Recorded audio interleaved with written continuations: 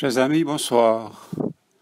Heureux de vous retrouver pour ce temps de communion en prière et de la méditation de la parole. Que le Seigneur nous accorde joie et paix en sa présence. Au nom du Père et du Fils et du Saint-Esprit. Amen. Je bénis le Seigneur qui me conseille. Même la nuit, mon cœur m'avertit. Je garde le Seigneur devant moi sans relâche. Il est à ma droite, je suis inébranlable. Mes frères et sœurs, en présence de Dieu Tout-Puissant et d'un cœur docile et pénitent, confessons nos péchés pour que dans sa bonté infinie et sa miséricorde, il nous accorde le pardon.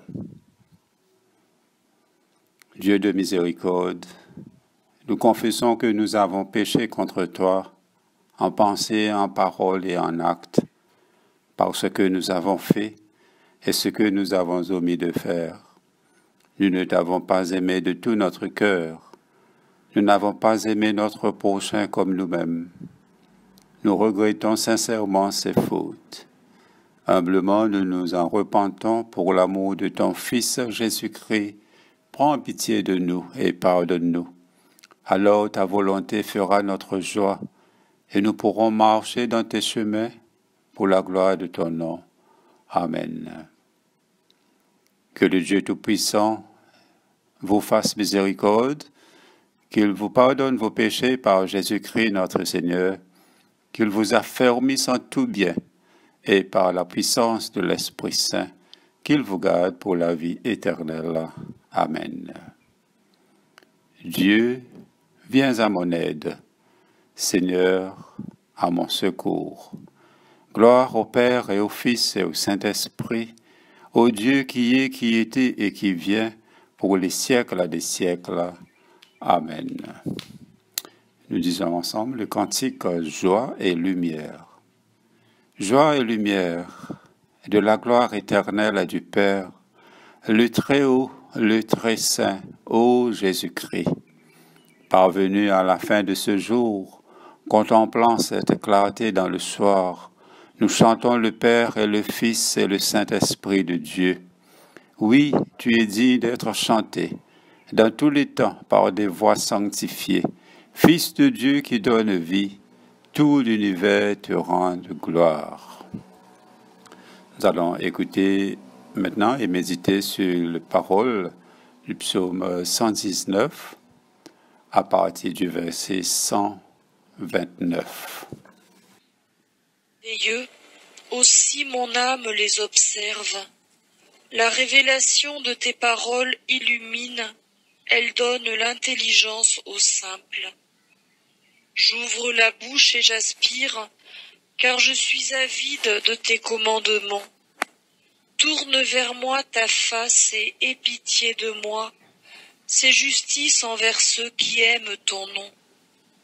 Affermis mes pas dans ta parole, et ne laisse aucune iniquité dominer sur moi. Délivre-moi de l'oppression des hommes, et je garderai tes ordonnances.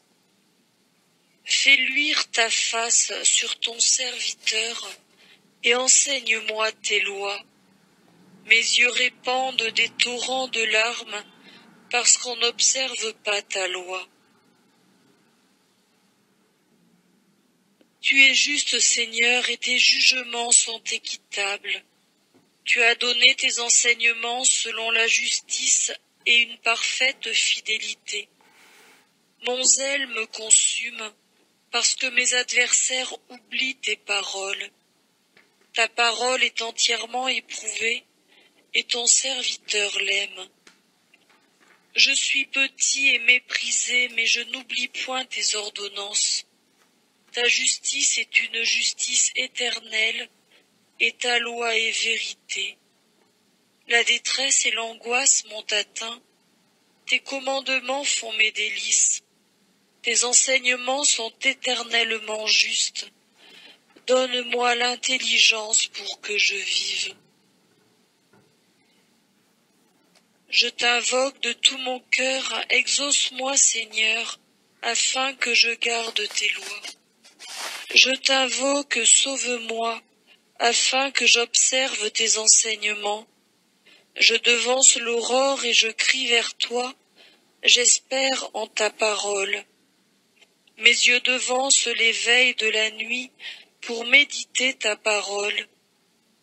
Écoute ma voix selon ta bonté, Seigneur. Rends-moi la vie selon ton jugement. Ils s'approchent, ceux qui poursuivent le crime, qui se sont éloignés de ta loi. Tu es proche, Seigneur, et tous tes commandements sont la vérité.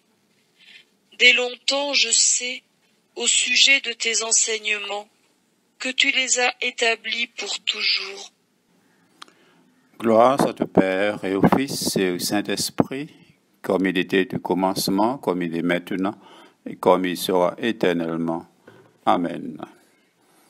Lecture de l'Ancien Testament est tirée du deuxième livre de Samuel, chapitre 15, à partir du premier verset. Après cela, Absalom se procura un char et des chevaux, et 50 hommes qui couraient devant lui. Absalom se levait de bonne heure, et se tenait près de l'avenue de la porte, et chaque fois qu'un homme ayant un procès se rendait vers le roi pour obtenir un jugement, Absalom l'appelait et disait « De quelle ville es-tu » Lorsqu'il avait répondu « Ton serviteur est de telle tribu d'Israël », Absalom lui disait « Vois, ta cause est bonne et juste, mais personne ne t'écoutera de la part du roi. » Absalom ajoutait « Qui m'établira juge dans le pays ? Quiconque aurait un procès ou une affaire viendrait à moi, et je lui rendrais justice. » Et lorsque quelqu'un s'approchait pour se prosterner devant lui, il lui tendait la main, le prenait et le baisait. Absalom agissait ainsi envers tous ceux d'Israël qui se rendaient vers le roi pour demander justice, et il séduisait les cœurs des gens d'Israël. Au bout de 4 ans, Absalom dit au roi, « Permets, je te prie, que j'aille à Hébron pour m'acquitter du vœu que j'ai fait au Seigneur. Car pendant que je demeurais à Guessour en Aram, ton serviteur a fait un vœu en disant, « Si le Seigneur me ramène à Jérusalem, je servirai le Seigneur. » Le roi lui dit, « Va en paix. » Il se leva et partit pour Hébron. Absalom envoya des émissaires dans toutes les tribus d'Israël pour dire, « Dès que vous entendrez le son de la trompette, vous direz, « Absalom règne à Hébron. » Avec Absalom partirent 200 hommes de Jérusalem.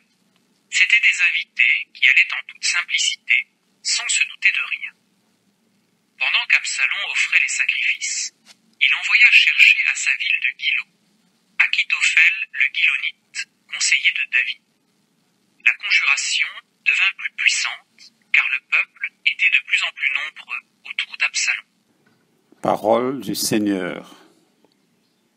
Lecture du Nouveau Testament, selon les Actes des Apôtres, au chapitre 9, à partir du 16e verset.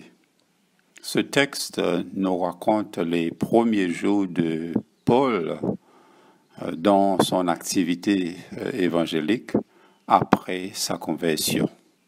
Il passe des 3 jours en bas disciple dans Damas. Tout de suite après, il commence à proclamer Jésus dans la synagogue. Il dit, les mêmes garçons bon Dieu. Tout le monde qui t'y respecte.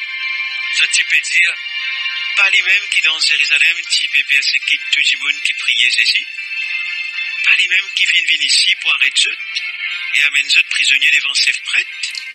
Mais prédication seule vient plus fort encore. Et il fait bal juif dans Damas perdit point. Le temps lui prouver qu'il Jésus lui-même les Messie. Après un peu de temps, bal juif fait complot pour tuer lui. Mais seul s'il découvert ce plan. La nuit les jours, je peux veiller d'entrer la ville pour te tuer lui. Mais ce ban disciple fait branler la nuit et finit descendre par un trou miraille dans un panier. Le temps qui arrive à Jérusalem, les Français joignent en groupe ban disciples, mais je tout y peux lui. Je ne pas les croire qu'il est vraiment un disciple, mais Barnabas s'y prend lui et s'y amène lui comme ban apôtre. Il raconte comment alors si mes voyages, seul s'y trouve le Seigneur, qui fait une cause en lui. Il aussi raconte là comment Saul s'y servit non le Seigneur pour cause avec l'assurance de Damas. Alors Saul tirait sa zut et il y allait venir dans Jérusalem. Il s'y cause avec beaucoup de conviction dans nom le Seigneur. Il s'y aussi causé et discuté en ban juif qui cause grec. Mais je t'y vrot douili. Quand ban frère fin découvert ça, je fin amène li Césarée et depuis là-bas, je fin avoyli Tars. L'église dans Zidée, Galilée et Samarie, s'y vivent en l'étant la paix.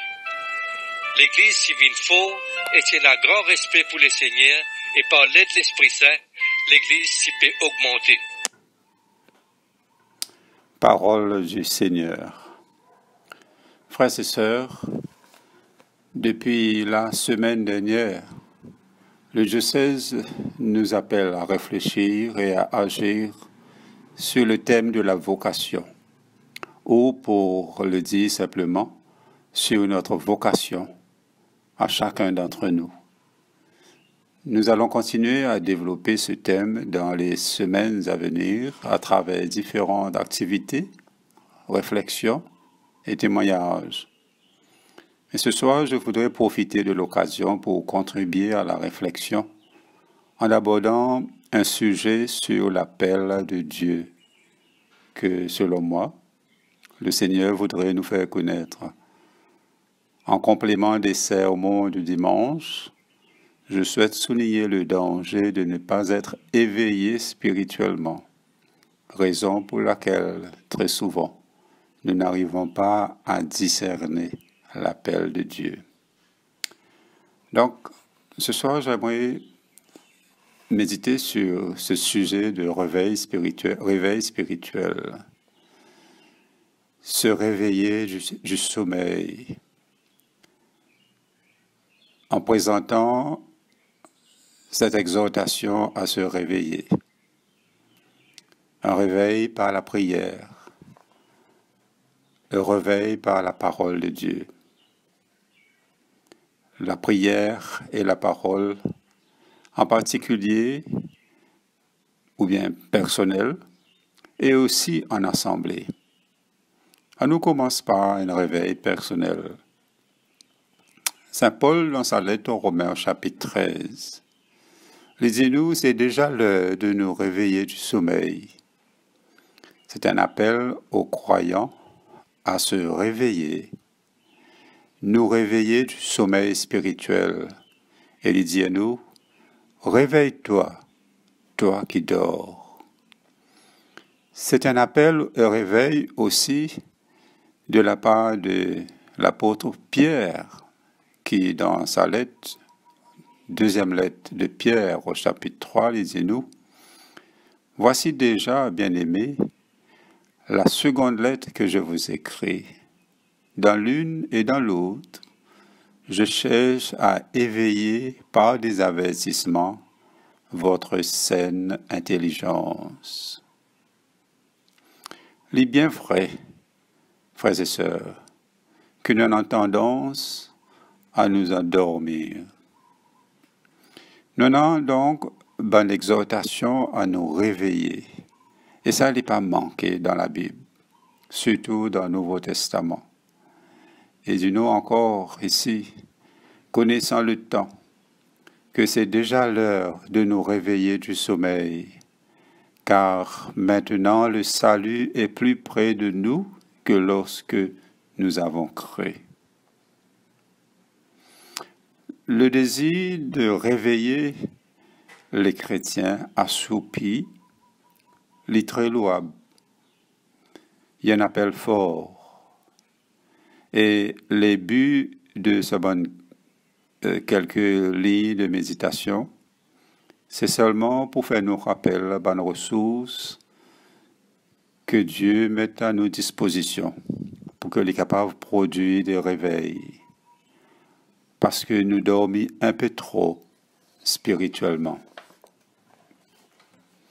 Alors, Saint Pierre dit nous, je cherche à éveiller par des avertissements votre saine intelligence, afin que vous vous souveniez des paroles qui ont été dites à l'avance. De Pierre, chapitre 3. La ressource, c'est la parole qui lui fait nous rappel sans cesse. Bien que nous connaissions bon enseignement, le Saint-Esprit lui opère dans nos cœurs et lui essaye, renouvelle nos cœurs à chaque fois. Il prend plaisir à développer en nous cette intelligence afin que nous soyons capables d'entrer davantage dans la connaissance des choses de Dieu. Mais souvent, nous contristons l'Esprit Saint et nous entravons son bonne activité, de sorte qu'au lieu de croissance dans la vie personnelle ou bien dans l'Église, au lieu de nous développer, nous restons comme bons petits-enfants, ce qu'on appelle bons nains spirituels. Selon Dieu, il y a pas d'autres moyens de réveiller, à part de réveiller notre intelligence pure, que la lecture de la parole, avec l'aide de l'Esprit Saint, qui gagne accompagné de prières. C'est la prière par laquelle nous demandons à Dieu d'avoir compassion de nous dans l'état qui nous était et qu'il y accorde nous la grâce de mieux entrer dans la connaissance de ses bonnes pensées. Que nous pas simplement une bonne monde qui ont écouté juste pour oublier, mais nous une bonne faiseur d'ouvrages, d'œuvres. Nous mettons nous-mêmes au service et en mettant la parole en pratique. Dans la lettre de Saint Jacques, au premier chapitre, Saint Jacques dit nous, à partir du verset 21, « Recevez avec douceur la parole qui a été plantée en vous. Celui qui aura plongé les regards dans la foi parfaite, la loi de la liberté, et qui aura persévéré, n'étant pas un auditeur oublié, mais se mettant à l'œuvre, celui-ci sera heureux dans son activité. » Alors voilà deux ressources divines qui sont capables de produire réveil en nous, la prière et la parole. Deux piliers même de nous la foi. La prière individuelle, la lecture individuelle de la parole, mais aussi la prière de l'assemblée et la lecture et l'explication de la parole dans l'assemblée. C'est là le secret, si nous envie, réveiller nous-mêmes du sommeil spirituel et entendre l'appel de Dieu individuellement et collectivement. Que Dieu donc accorde à chacun de nous de vivre avec lui, priant et nourrissant nos âmes de la parole. Que le Seigneur donne nous aussi que nous capables contents d'être avec l'assemblée, avec nous l'Église, nos congrégations, pour nous capables réaliser ensemble ce que Dieu peut donner à son Église, ce qui est pleinement et entièrement suffisant pour tout, que ce soit les petits-enfants, bonnes jeunes, bonnes grands monde, bonnes parents, etc. Que Dieu les garde nous de tomber dans l'état du peuple, désirant autre chose que ce qu'il a envie de nous par sa grâce. À ne pas oublier que c'est à nous que sa bonne parole, bonne exhortation gagne adressée quand il dit c'est déjà l'heure de nous réveiller. Et puis, réveillez-vous pour vivre justement. Et puis encore, réveille-toi, toi qui dors. La parole de Dieu n'est pas dit nous que Dieu pour réveiller nous. Non, il dit réveillez-vous, réveille-toi. Sans doute, toute l'initiative vient de Dieu. L'appel vient de Dieu. La semence dans nos cœurs pour servir les vignes de Dieu, mais il a envie qui nous exerce nos responsabilités. C'est pourquoi il adresse-nous, ça l'appelle pressant de se réveiller. Dans la vie spirituelle, il y en a souvent le sommeil de la paresse. Dans le livre de Proverbes, au chapitre 24, le Proverbe, dans son dernier verset de ce chapitre, il décrit quelques conséquences du sommeil. Il dit nous, celui qui dort, la personne qui est endormie spirituellement, il n'a aucune activité. C'est la même chose dans le domaine spirituel. Pose même une question.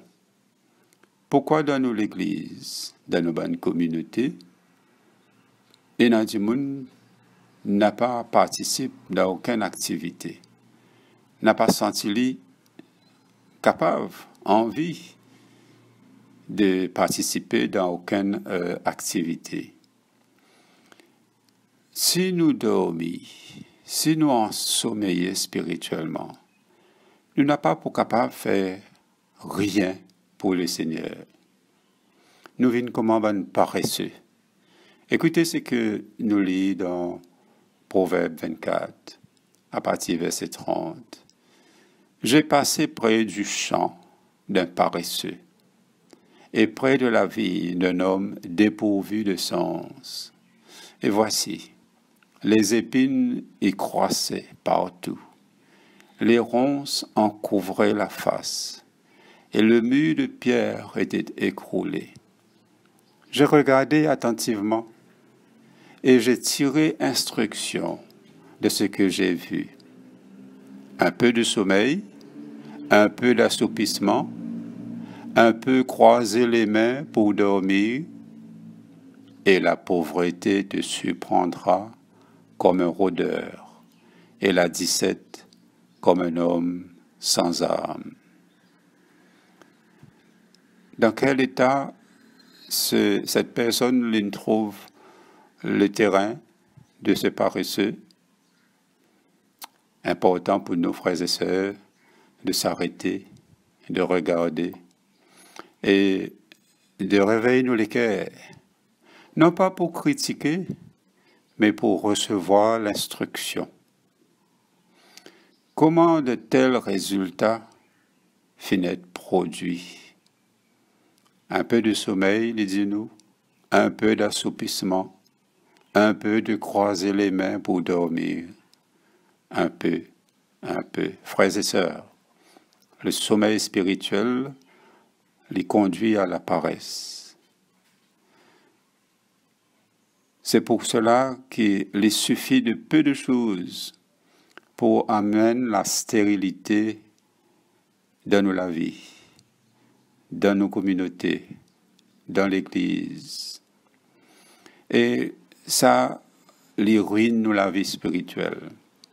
Et nous n'sommes pas capables d'aller là, être témoignage. Nous n'avons aucun témoignage à rendre si nous vivons dans un sommeil et dans la paresse spirituelle.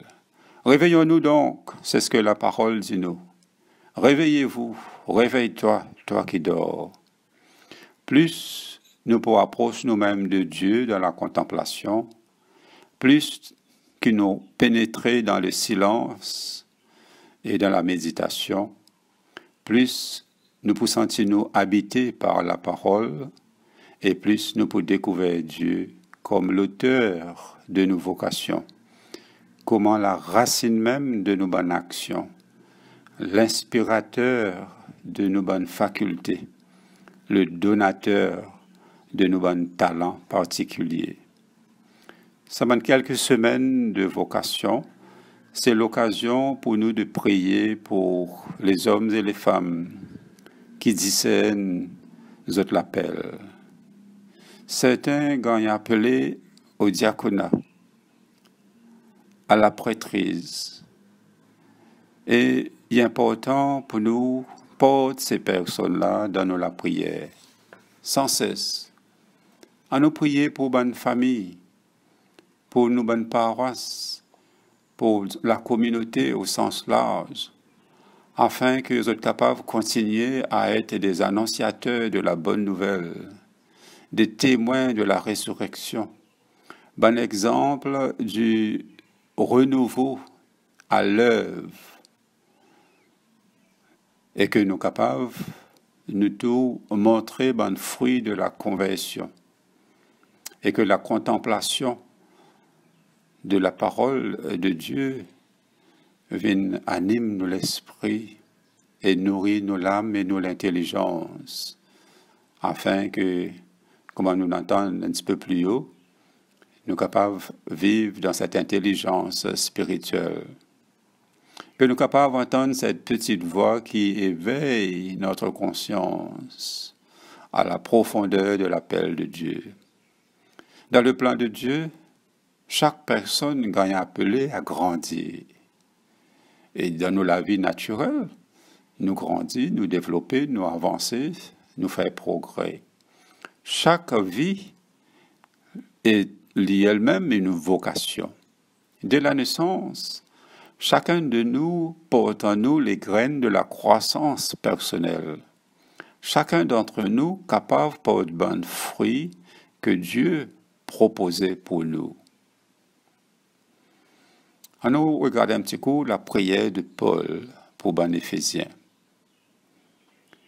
Il dit nous, dans chapitre 3 de sa lettre, « À cause de cela, je réfléchis les genoux devant le Père, duquel tire son nom toute famille dans les cieux et sur la terre, afin qu'il vous donne, selon la richesse de sa gloire, d'être puissamment fortifié par son esprit dans l'homme intérieur, en sorte que Christ habite dans vos cœurs par la foi, afin qu'étant enraciné et fondé dans l'amour, vous puissiez comprendre avec tous les saints quelle est la largeur, la longueur, la profondeur et la hauteur, et connaître l'amour de Christ qui surpasse toute connaissance, en sorte que vous soyez remplis jusqu'à toute la plénitude de Dieu. » Alors que nous continuons à prier et à encourager les personnes autour de nous à discerner cet appel, cette vocation, et à aller vers la moisson dans une bonne vocation spécifique, nous prions aussi pour ceux qui déjà finissent comprendre et discernent de l'appel.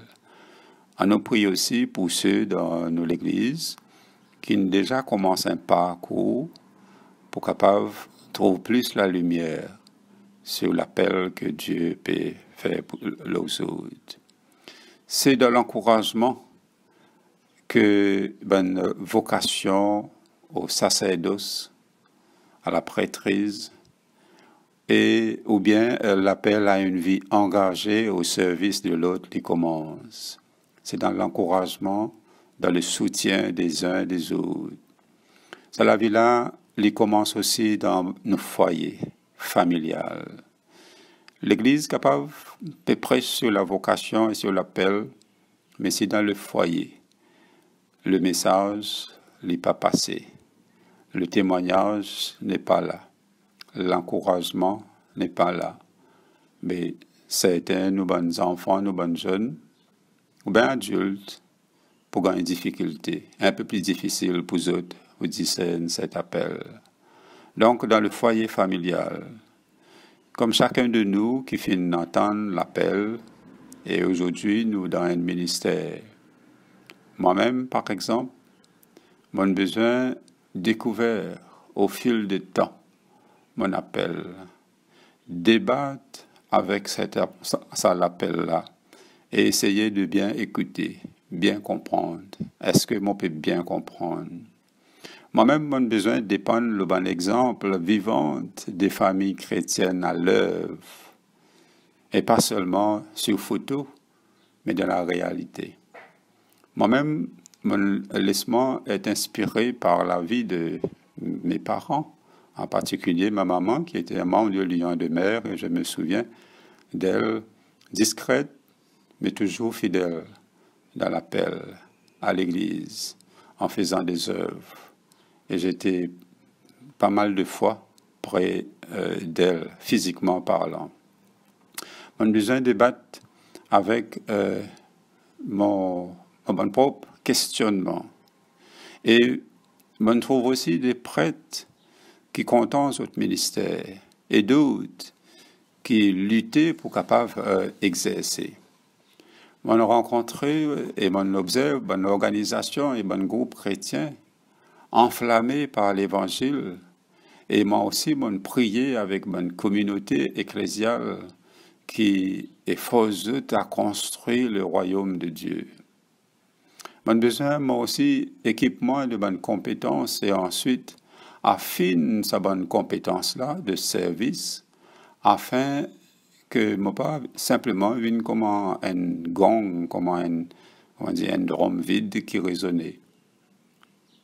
On a besoin de bénéficier du soutien solide des autres, des bons amis, des gens avec d'horizons divers, avec plusieurs directeurs spirituels, une personne qui prie pour moi, même quand mon parti peut réaliser. Et mon besoin profite de bonnes rencontres qui m'aident à faire de la place pour évaluer la marche avec le Seigneur. Et tout cela, finalement, à voir que mon vocation de service, les fins au fil du temps, une couche après l'autre. Une couche, ou bien bonne layeuse. C'est un thème qui gagne servi beaucoup souvent dans une conversation professionnelle. Des couches sur des couches de l'appel à une vocation, l'appel à servir Dieu. Donc, réveille-toi, toi qui dors, et relève-toi d'entre les morts, et le Christ luira sur toi. Parole de Saint Paul aux Éphésiens, chapitre 5. Tel est l'appel adressé aux croyants endormis. C'est un appel à retrouver la jouissance de nos relations avec Christ, de nos places en lui. Un appel à manifester la foi pratique et agissante. Et pour cela, il y en a une demande à déployer l'énergie sainte. Réveille-toi, il dit, relève-toi.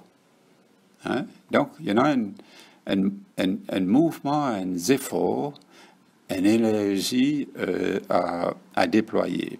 Mais il y en a aussi une promesse qui rassure. Le Christ luira sur toi.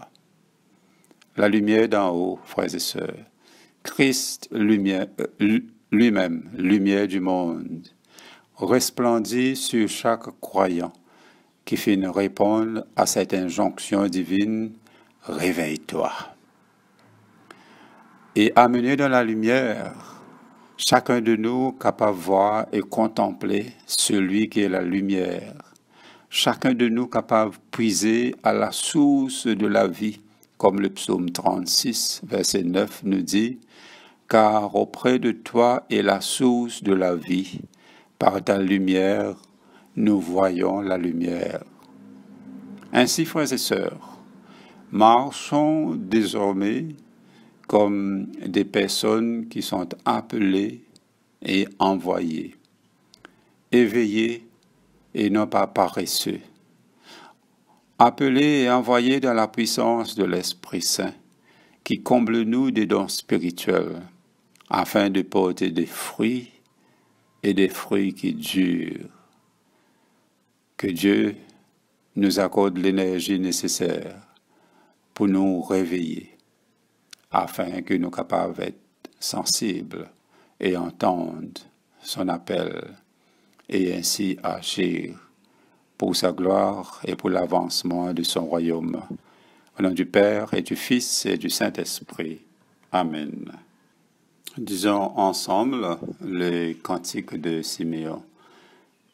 Maintenant, ô Maître souverain, tu peux laisser ton serviteur s'en aller en paix selon ta parole. car mes yeux ont vu le salut que tu prépares à la face des peuples, lumière qui se révèle aux nations et donne gloire à ton peuple Israël. Gloire au Père et au Fils et au Saint-Esprit, pour les siècles des siècles. Amen. Prions le Seigneur. Le Seigneur soit avec vous. Notre Père, qui es aux cieux, que ton nom soit sanctifié, que ton règne vienne, que ta volonté soit faite sur la terre comme au ciel. Donne-nous aujourd'hui notre pain de ce jour et pardonne-nous nos offenses, comme nous pardonnons aussi à ceux qui nous ont offensés. Et ne nous soumets pas à la tentation, mais délivre-nous du mal, car c'est à toi qu'appartiennent le règne, la puissance et la gloire, pour les siècles des siècles. Amen. Prions encore le Seigneur. Seigneur Dieu, notre Père, pour l'ouverture d'esprit nécessaire pour être tes mains et tes pieds dans le monde, Seigneur, aide-nous. Pour chaque personne dans sa vocation particulière, marié, célibataire, prêtre, diacre, laïc, jeunes, les moins jeunes, Seigneur, écoute-nous. Pour le don de la sagesse, permettant de voir nos voisins et nos paroissiens d'un œil nouveau, que nous puissions reconnaître le potentiel et l'espoir qu'ils portent en eux. Seigneur, aide-nous. Pour la foi de voir, au milieu de nos activités quotidiennes et des nombreuses choses à faire qui hâtent nos calendriers, que tu es avec nous à chaque étape du chemin. Seigneur, écoute-nous. Seigneur, aide-nous. Prions encore le Seigneur. Collecte pour le dimanche dernier.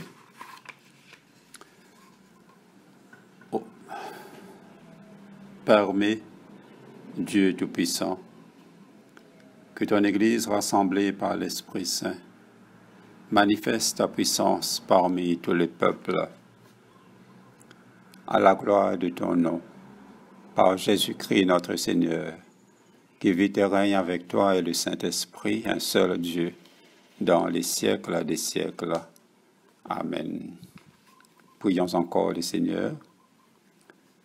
Collecte pour demander aide dans le péril. Sois notre lumière dans les ténèbres, Seigneur, et dans ta miséricorde infinie, protège-nous des dangers de la nuit qui vient. Par Jésus le Christ, notre Seigneur. Amen. Ô Dieu, tu es la vie de tous les vivants, la lumière des croyants, la force de ceux qui peinent et le repos des défunts. Nous te rendons grâce pour les bienfaits de ce jour qui s'achève, et nous implorons ta protection pour la nuit qui vient. Conduis-nous en sûreté jusqu'aux heures du matin. Nous te le demandons par celui qui est mort et ressuscité pour nous, ton Fils Jésus-Christ, notre Seigneur. Amen. Nous prions pour demander la présence du Christ avec nous. Reste avec nous, Seigneur, car il se fait tard et déjà le jour baisse.